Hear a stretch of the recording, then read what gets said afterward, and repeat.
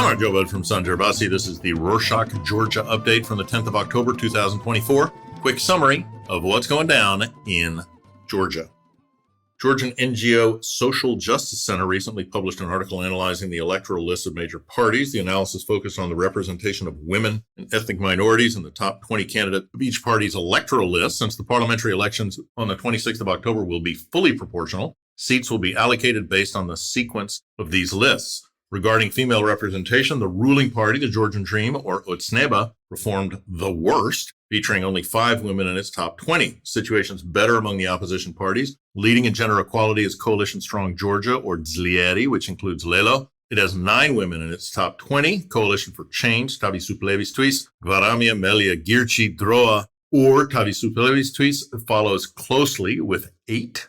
The remaining 2 major parties, United National Movement, or Natsebi, and Gachari Sakartvelos, each have 6 women. When it comes to ethnic minorities, who make up 13% of Georgia's population, the situation is more concerning.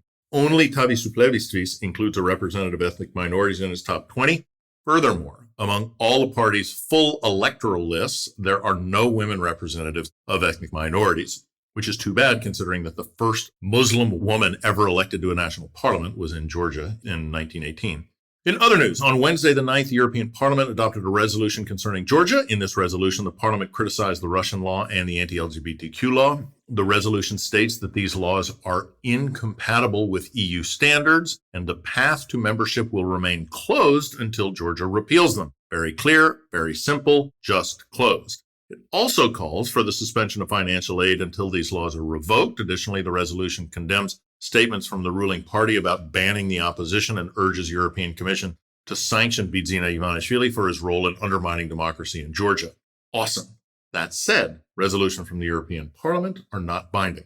But still, speaking of the EU, pro-European NGOs have announced plans for a massive demonstration on the 20th of October. The event's name is Georgia is Choosing the European Union. People will gather in 4 different locations and march to Liberty Square. The demonstration attracts as many people as the anti-Russian law protest did. There could be from 50 to over 100,000 attendees.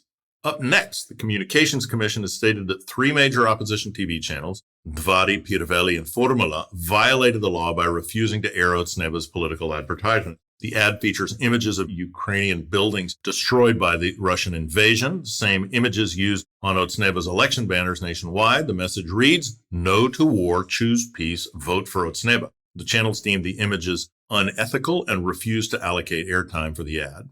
On that note about Otsneba, on Monday the 7th, the ruling party announced its intention to impeach President Salome Zurabishvili. Shalva Papuashvili, the chairman of the parliament, stated that the reason was her unauthorized visits to France, Germany, and Poland that occurred last week. Eye roll. He also accused the president of participating in the election campaign. As we've talked about in previous shows, Otsneba tried to do the same in 2023. At that time, the Constitutional Court ruled that the president's unauthorized visits to foreign countries for meetings without government approval were unconstitutional. However, the impeachment process stalled because Otsneba lacked the necessary votes. The president appears to be disregarding the process entirely, telling journalists that she has nothing to say about it. Since we mentioned Zurabishvili this week, she started meeting with opposition parties to discuss the possibility of creating a temporary government after the elections. The document, called the Georgian Charter, initiated by the president and signed by every major opposition party, says that a temporary government will be formed for 1 year after the ruling party's defeat to ensure fast implementation of EU recommendations to get the country back on its route to EU extension. The president thinks that this type of temporary and possibly technocratic government will have a higher chance of avoiding political crises, which is very possible with a coalition government made out of a collection of coalitions of eclectic parties headed by big egos. After 1 year, a new election should be held in a more fair, equal, and less polarized environment. On Friday the 4th, Vakhtang Gomalauri, Minister of Internal Affairs, announced the creation of a special territorial group and set of groups tasked with maintaining peace at polling stations during the parliamentary elections. Oh dear. Each group will be assigned to a district and will consist of law enforcement officers, of course. 5 individuals will oversee the formation of these groups, one of whom is Zviad Kazarishvili, also known as Khareba, who the U.S. Department of Treasury has sanctioned for his role in the anti-Russian law protest. He oversaw the suppression of protests, allegedly was in charge of physical assaults against participants. He currently serves as the head of the Special Tasks Department, ominously named, within the Ministry of Internal Affairs. Given these allegations, his involvement in the election process, particularly as one of the overseers, has sparked a backlash from NGOs. They argue that including a person sanctioned for anti-democratic actions in this process undermines the legitimacy of the upcoming elections. More about elections, as Georgian singer Tamada recently expressed their significance. In a Facebook post, he emphasized the urgent need for changes to combat nihilism and hopelessness that have plagued the country's society for years, expressing his frustration with the fanaticism and political clans that dominate Georgia. Tamada urged his listeners to seek a brighter future. While he didn't endorse any specific party, he voiced his hope for a coalition government, implying his support for the opposition. On Wednesday the 9th, the Constitutional Court decided that it would not be temporarily suspending the Russian law, as requested by plaintiffs, until it reached a final decision on its legality. Due to the highly political nature of the case, the court seems hesitant to make a decision before the elections. Ochneba has not yet enforced the law against the NGOs that have refused to comply and register as foreign agents. On Tuesday the 8th, EU representatives in Georgia declared that due to undemocratic action, the country will lose 121 million euros of aid. This is the remainder of the funds that were allocated directly to Georgia authorities from 2022 to 24, but have not yet been spent.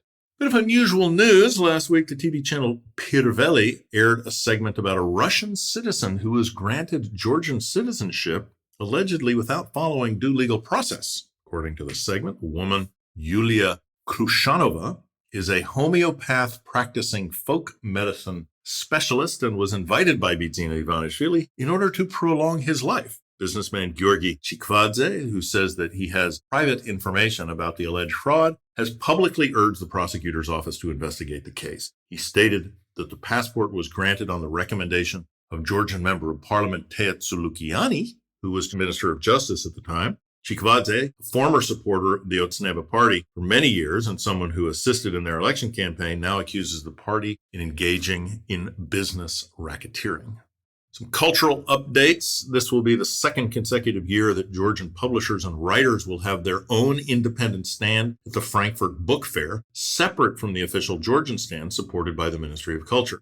According to the Association of Publishers, the Ministry of Culture has a repressive policy that targets those who oppose the ruling party. This prompted the decision to boycott the ministry and establish an independent stand at the biggest book fair in the world. And to close, Georgia's most awful and idiotic bridge has at long last been demolished. It crossed the road to the public service hall by the river in Tbilisi. The bridge had steps of different heights and lengths, making it incredibly difficult to cross. That's why people chose to cross on the road below, prompting the introduction of a traffic light, which controlled pedestrian crossing. This was an obstruction to the flow of traffic in the city. There are always lots of people trying to cross at that particular point, of course. If Georgia decides to steer back towards the EU, a lift or an outdoor escalator on either side for disabled people should be installed. And that's it for this week. Thank you for joining us. You know that besides the Rorschach, Georgia update, we have others. Our latest ones are the Arctic update, about the area north of the Arctic Circle, ocean update about the 70% of the world covered in salt water, multilateral update about the world's major multilateral institutions. Other ones are all country updates. We have a selection of countries from Africa, Asia, South America, and Europe. Check out Rorschach.com/updates for the full list, or link in the show notes. Nachmandis.